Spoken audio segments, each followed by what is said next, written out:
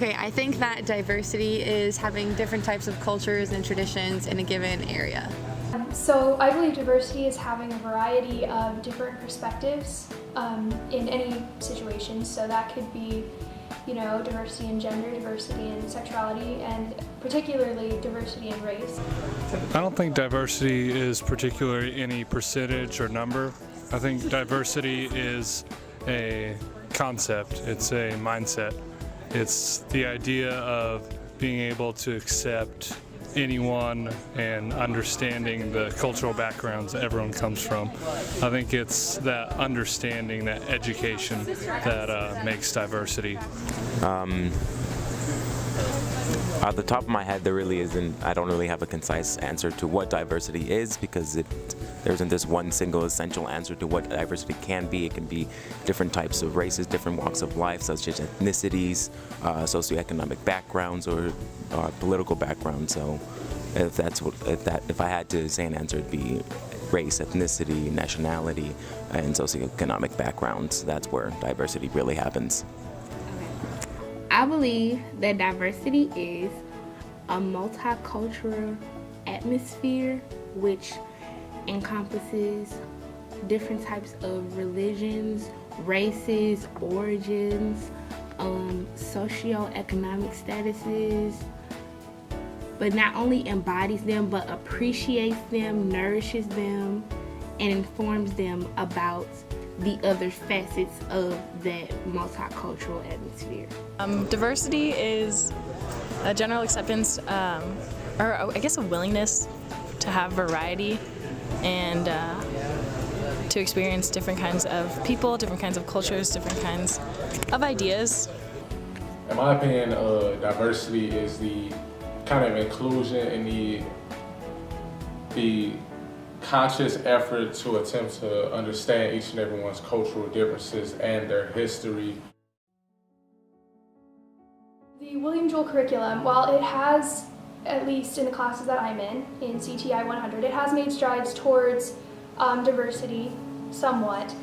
The fact that the only novel, or the only book from an African perspective is a novel by a woman, you've got your two little check boxes there, compared to 3 books by white men or men of privilege, which are all presented as academic sources. That's not a good thing, and that doesn't count as diversity. And a third thing, there is a very high number of white men and white women on this campus. There's a high number of white men and white women in positions of authority on this campus. There is a high number of white men and white women in positions of authority in this town, in this area, in this state. And I read a really interesting statistic earlier today that only 33% of the people in this country are white men, and yet they hold up to 97% of positions of authority in universities across the country. So I think that until those statistics are evened out, we will always have a race problem. So I feel like a system in which promotes a diverse curriculum and promotes a curriculum that is all inclusive of the melting pot that is the U.S. is a diverse education system.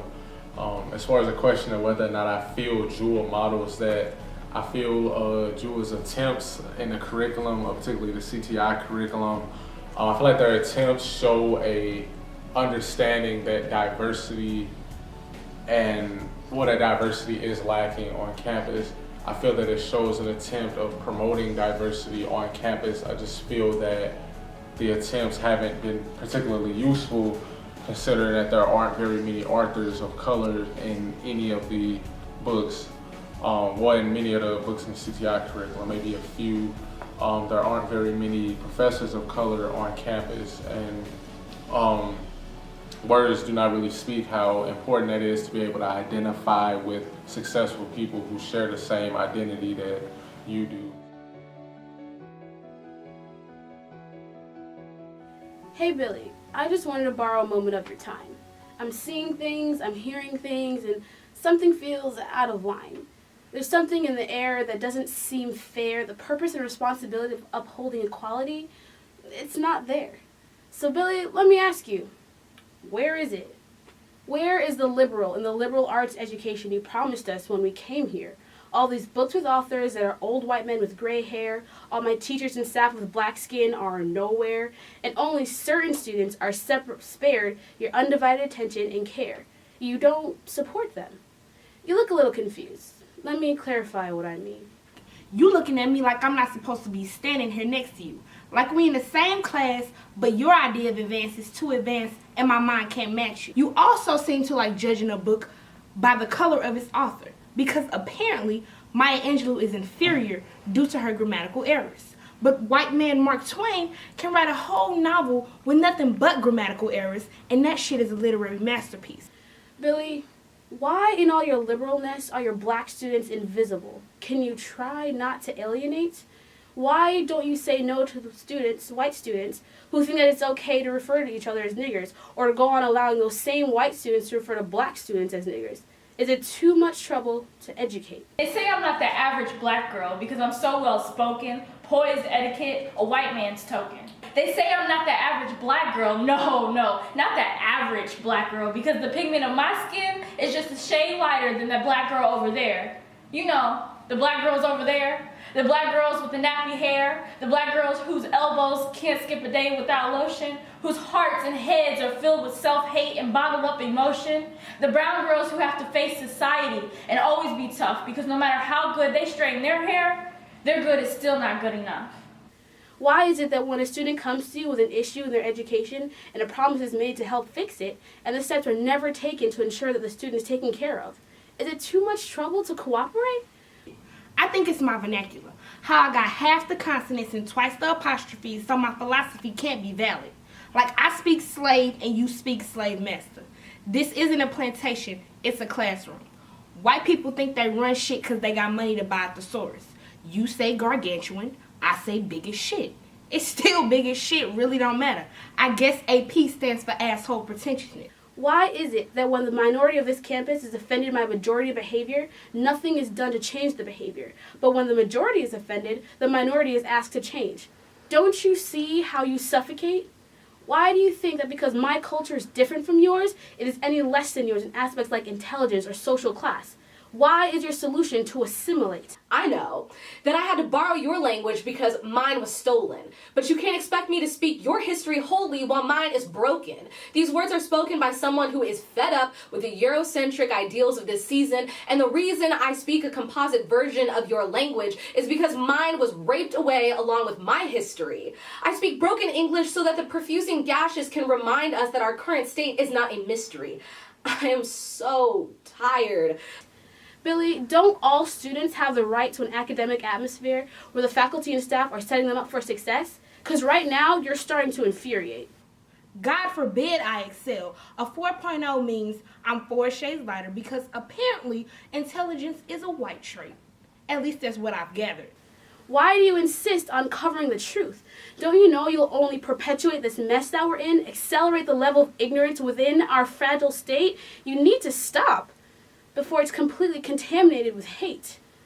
Billy, can I ask you a question? Don't you know that slavery is over? Your actions imply that you have some left over from the cotton fields to Jim Crow to your 4-year guarantee that my black body will never feel free on your campus. Black privilege is the hung elephant swinging in the room.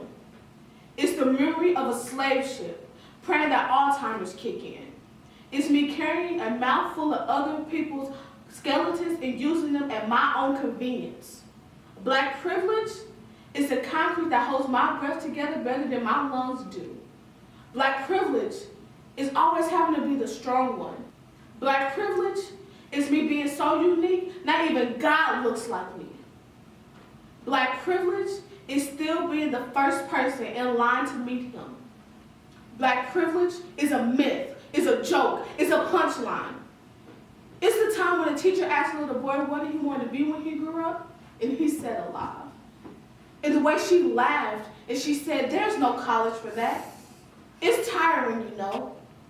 For everything about my skin to be a metaphor, for everything about black to be pun intended, to be death intended. I I will never equate stupidity with my melanin, nor will I ever sacrifice my skin for the white man's standards. So never ask that I speak for anyone but me, represent anything but for what I stand for, or fight for what I believe in.